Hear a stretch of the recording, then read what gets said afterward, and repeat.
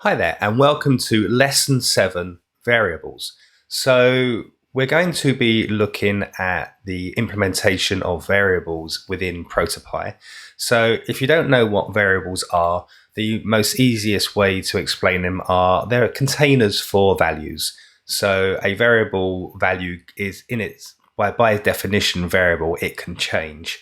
And what you normally do is you normally assign in some way a value to a variable. You can update values or variables, and you can effectively use the values inside of variables within your prototypes in various ways. So we're just going to introduce variables into your world and show you in a really simple way how they can be used. It's probably the best way to learn is just by seeing how they are used and doing. So seeing and doing is the best way to approach this. Okay, so I've got a new prototype here. So I've got this is an augmentation of some prototypes in a previous video. So I've got this view with this list of to-dos, and I've got this message at the top of the screen, just a personalization message. And if I go back to a previous scene, so I've got a scene 1, which is this dialogue where I can input my name. Okay, so we need to use variables to make this all work because we're using multiple scenes. So whilst and if you watched the previous video, you saw that I got to that text value inside of the input field and I printed it to the screen. I put it into this response label down here. Now I can do that because I'm all in the same scene, but if I actually want to use that text value in another scene, I can't just do it this way. I can't see objects in other scenes from other scenes. That sounds really complicated. Let me try that again. You can't see objects between scenes.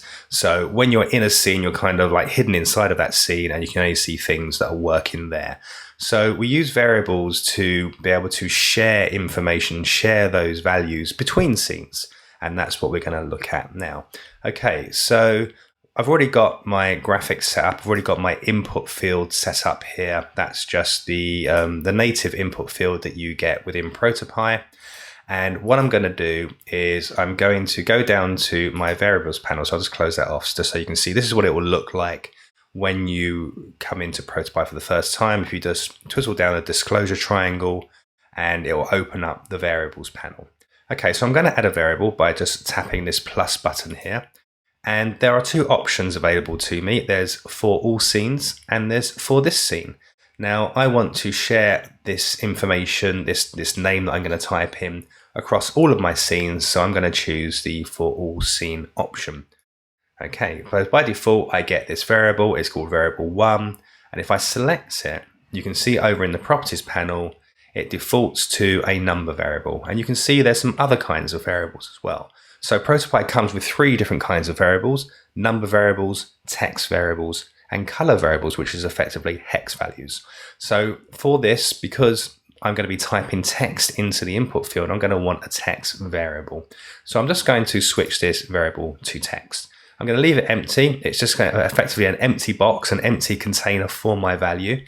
And what I'm going to do now is I'm going to set up some triggers and responses to actually put the value that I type into this input field into this variable. Okay, so we're going to start off by selecting the send button. So I'm going to make sure that's selected, and I'm going to add our famous tap trigger.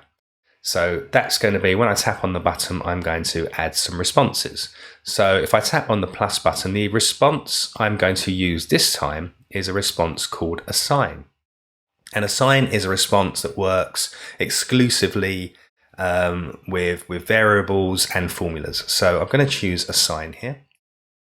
And it's going to ask me to select a variable. So if I open up this menu, you can see there's only one thing in this menu. It's the variable that I've created. It's not going to show me layers or anything like that. And I'm just going to select my variable 1. Okay, so it's now got its variable and I need to add some kind of formula. So I need to give it some kind of instructions of what to do. So it's going to be the same as what we did in the previous video. So I'm going to hit the FX icon and I'm going to add my press my plus button, and I'm going to find my input fields and I'm going to choose that. I'm going to type a dot. This is going to give me access to all the properties that I have available on my input field, and I'm going to choose that famous text property.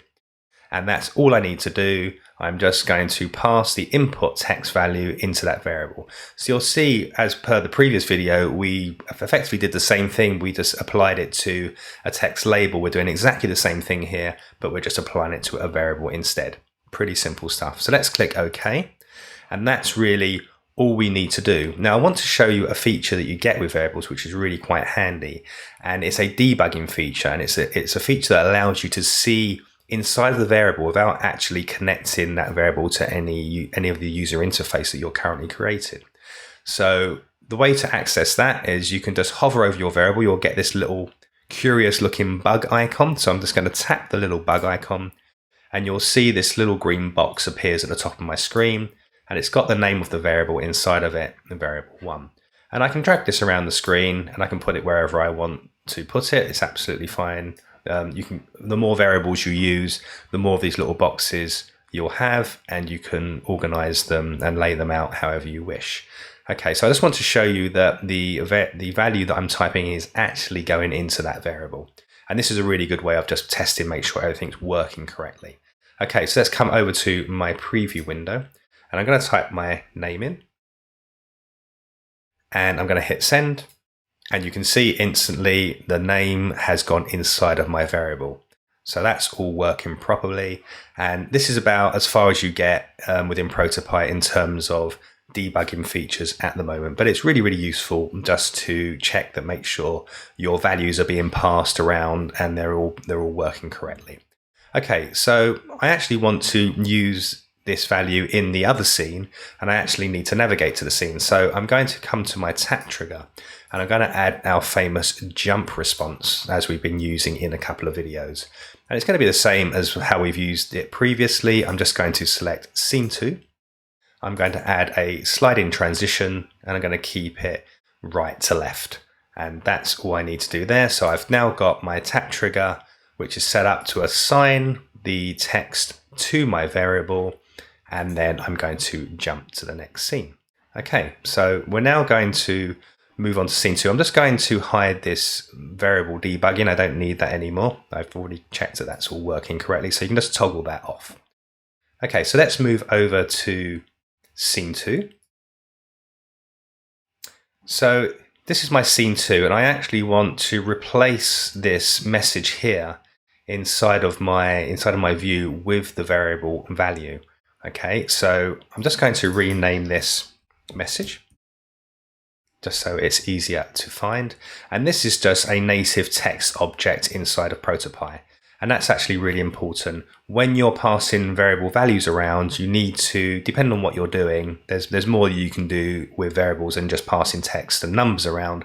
But if you are passing your variables into a text object, it needs to be a native text object. It can't be a graphic. Okay, and you know it's a native text object where it's got this little T icon next to it. Okay, so we've got our native text object and it's been labeled message.